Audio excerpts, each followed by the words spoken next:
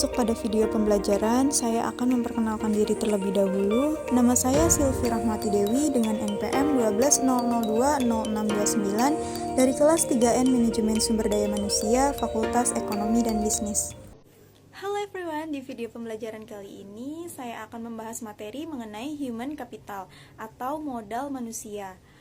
Nah, tonton terus video ini sampai habis ya. Let's go! Arti dan pentingnya human capital.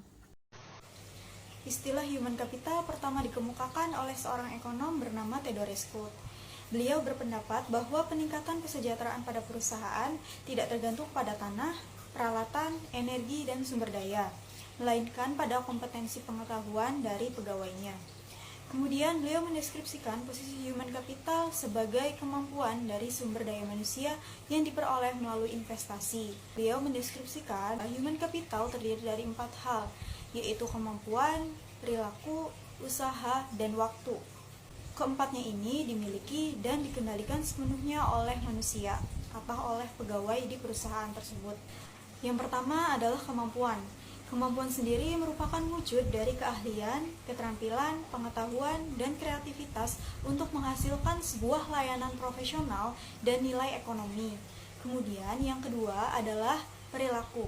Perilaku ini sendiri mencerminkan sikap pegawai terhadap pekerjaan yang dikerjakannya, seperti tanggung jawab pegawai terhadap pekerjaan yang dibebankan dan rasa percaya diri ketika pegawai tersebut bekerja. Yang ketiga, usaha. Usaha merupakan upaya perusahaan untuk mengembangkan dan mengelola sumber daya manusia yang dimiliki demi mencapai hasil yang maksimal, yang nantinya akan menjadi nilai tambah bagi perusahaan untuk menjalankan kegiatan operasionalnya. Yang keempat, waktu. Waktu ini mengubah fungsi administrasi tradisional menjadi peluang untuk mendorong efektivitas dan efisiensi perusahaan, seperti keterlibatan, produktivitas, dan nilai bisnis dari karyawan. Kemudian di sini ada 3 kombinasi untuk mendeskripsikan human capital. Yang pertama, karakteristik yang dibawa pada pekerjaan. Misalnya intelijensi, energi, sikap positif, keandalan, dan komitmen.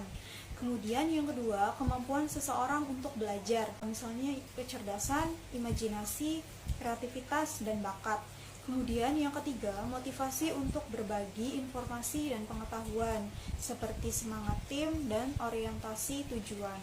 Kedua peran dari human capital, yang pertama sebagai kunci dari keunggulan organisasi, dan yang kedua hubungan kompetensi karyawan dengan human capital. Nah, yang pertama sebagai kunci dari keunggulan organisasi. Yang pertama yaitu aset finansial, kemudian yang kedua aset fisik, dan yang ketiga, aset tak berwujud. Aset finansial ini sering disebut sebagai financial capital. Misalnya seperti uang tunai dan surat berharga. Kemudian yang kedua, aset fisik. Aset fisik ini terdiri atas peralatan, gedung, dan tanah. Kemudian yang ketiga adalah aset tak berwujud. Aset tak berwujud ini seperti modal organisasi, aliansi bisnis, pelanggan, merek, reputasi, dan modal intelektual. Yang kedua, hubungan kompetensi karyawan dengan human capital.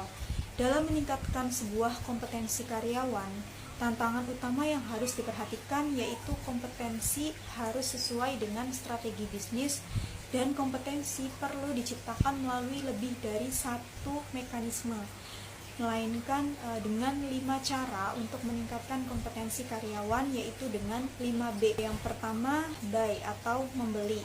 Buy di sini artinya mengganti sumber daya manusia yang lama dengan yang baru dan memiliki kualitas yang lebih baik. Kemudian yang kedua adalah build atau membangun. Membangun di sini artinya investasi dilakukan terhadap sumber daya manusia untuk meningkatkan kualitasnya menjadi lebih baik. Yang ketiga adalah borrow atau meminjam, seperti penggunaan konsultan atau partner efektif akan memungkinkan berbagi pengetahuan dan desain kerja yang baru. Kemudian yang keempat adalah bounce, melambung. Melambung di sini artinya perusahaan harus mengeluarkan karyawan yang bekerja di bawah standar. Kemudian yang terakhir, yang kelima adalah bin, mengikat. Mengikat karyawan jangan keluar merupakan tindakan yang kritis pada semua tingkatan. Transformasi peran divisi sumber daya manusia. Model konseptual yang dikemukakan oleh Ulrich menggambarkan bahwa transformasi divisi peran sumber daya manusia didasarkan pada dua dimensi utama, yaitu dimensi operasional dan dimensi strategi, di mana dari dua dimensi ini muncul peran sumber daya manusia. Yang pertama, strategi partner, yang kedua, administrative expert, yang ketiga, employee champion, dan yang keempat, change agent. Nah, dari keempat ini, mari kita bahas masing-masing satu persatu. Yang pertama adalah strategi partner. Strategi partner ini berarti bahwa Departemen Sumber Daya Manusia harus mampu menjadi partner bagi manajer lini dan manajer lainnya dalam mengeksekusi strategi dan membantu merealisasikan perencanaan.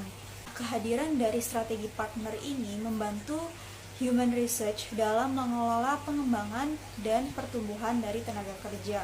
Yang kedua, administrative expert.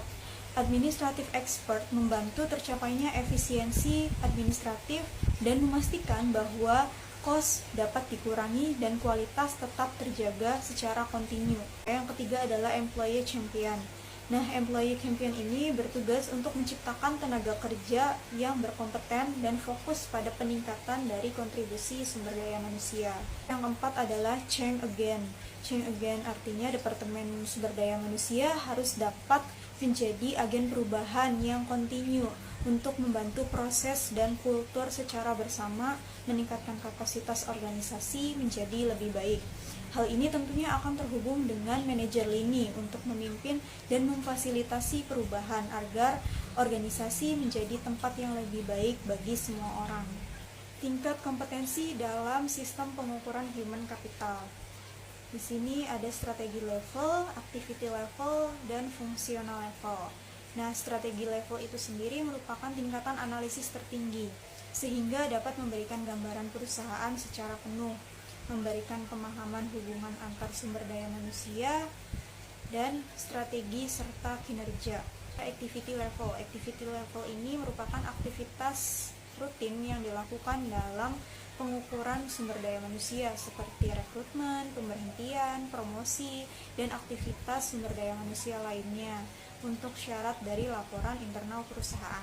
Selanjutnya ada fungsional level.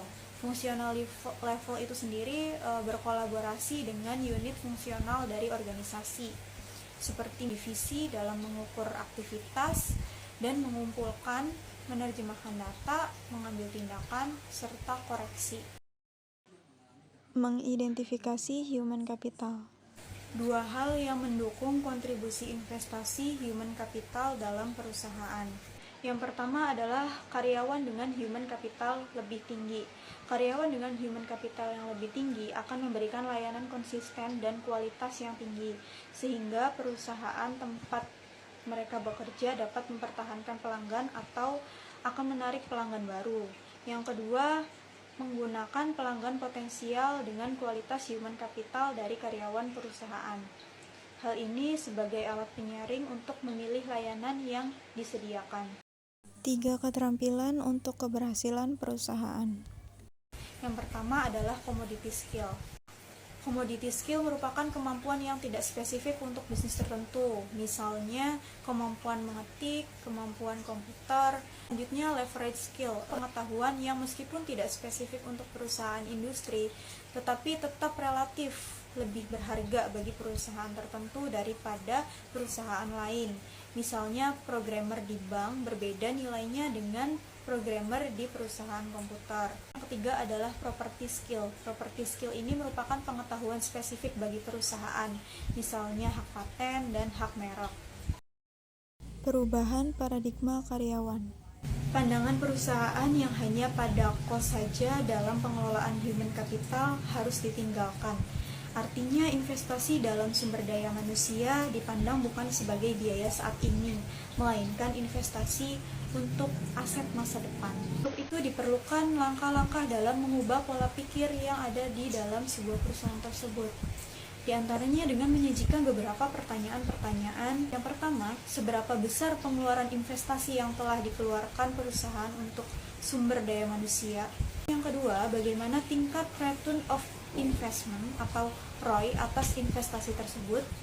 Kemudian yang ketiga, dapatkah dari beberapa investasi tersebut dialokasikan kembali untuk mendapatkan ROI yang lebih baik.